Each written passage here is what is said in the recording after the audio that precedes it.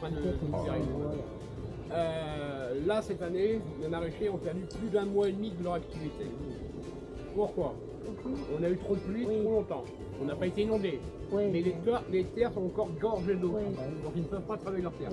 Maintenant, depuis quelques années, ils pleuvent régulièrement. Donc les terres se sont tassées. Donc là, ce qu'il faut ici, c'est de retirer la base et de reformer les terrains comme ils étaient avant. Donc avant que ce soit fait, il y a du temps de passer. Hein. C'est pas bien. Non. C'était bon à l'époque parce qu'on bossait, on ne comptait pas les heures. Et ça, en plus, Mais maintenant, c'est plus la peine de faire ça. Il était avec des pluies. Non, mais il est remonté, il est Oui, d'accord. Bon, je ne comptais pas aujourd'hui, quoi. Donc ça vaut plus. J'ai compris.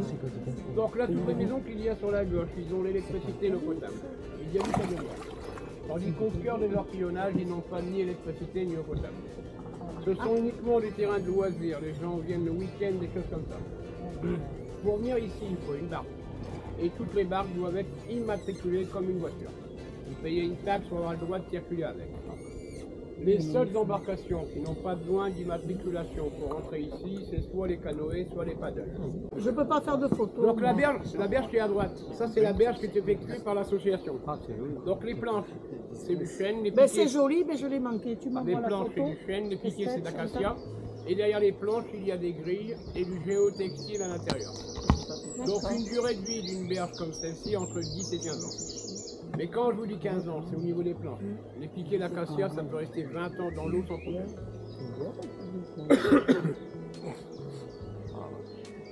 Alors je réponds à votre question. Ici, les terrains ne sont pas excessivement chers. Le mètre carré varie entre 6 et 20 euros. Alors, ce n'est pas excessivement cher, mais ce sont uniquement des terrains de loisirs. Ni électricité, ni eau potable. Par contre, je dirais que maintenant, si vous achetez un terrain, il n'y a pas de cabane dessus, vous avez une surface, ça reste si jamais vous avez l'impression que l'eau est trouble. C'est juste une impression que vous avez. C'est parce que le fond, la vase est très noir. Donc avec le reflet des arbres et tout ça, ça donne un aspect assez sombre. Mais dans les ortillonnages, on y compte un peu plus d'une dizaine de sources.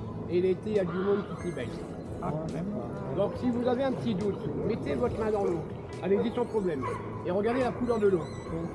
L'eau est très claire. Vous savez, un endroit où on trouve beaucoup d'écrevisse, du bougeon et beaucoup de nénuphars, c'est un signe de qualité. Incroyable. Pour les personnes qui ont mis la main dans l'eau, sentez votre main et dites-moi sincèrement qu'il y a des odeurs. Non. Vous savez pourquoi il n'y a pas d'odeur? Parce qu'il y a toujours du courant. L'eau est toujours renouvelée. Ça aurait été un étang ou un lac, il y aurait une grosse décomposition dans le fond. Par contre, là, il y aurait des odeurs. Par contre, vous savez, quand les gens me disent « bon, il y a une petite odeur », ben, je dis « ça dépend où vous avez mis votre main avant hein. ». Mais c'est pas faux, je suis désolé. Ça va, ça vous plaît, messieurs, dames? Ah oui, c'est beau. On ne parle pas trop? Non.